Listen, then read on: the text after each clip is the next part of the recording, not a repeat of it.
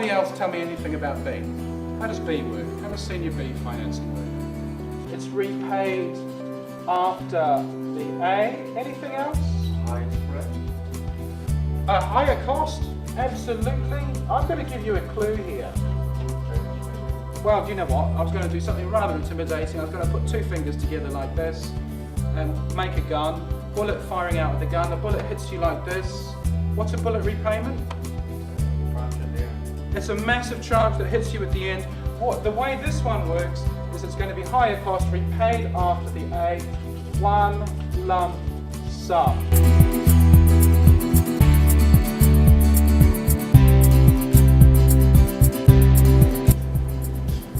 Open account, just like domestic trade, means that the buyer and seller trust each other sufficiently that the seller agrees to sell goods to the buyer, ships the goods directly to the buyer's warehouse or premises, and sends completely separately the invoice. And the invoice will be paid at whatever point in the future the buyer and the seller have agreed between them is the appropriate time period. No banks are involved in this structure.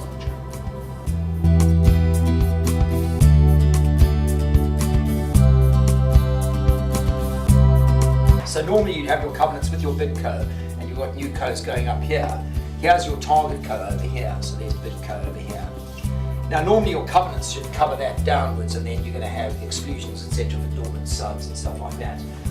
What happened here, and I didn't, one of my accounting guys started explaining to me, I said, look, I don't need to understand this, but the net effect was, as a result of the acquisition, it gave rise to certain deferred income, which effectively meant that although there was no impact on the cash, this thing suddenly had a huge hole in the profit going forward the first year as a result of this merger issue that arose from some, as I said, some arcane accounting convention.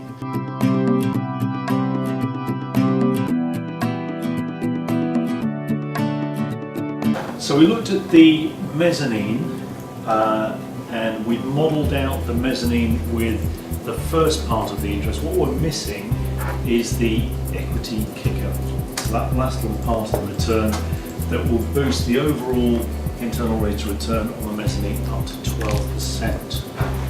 Now, in terms of the way we're modelling this, we're going to model the dilution from the mezzanine first, and then we're going to model some dilution from the management options, so two different stages.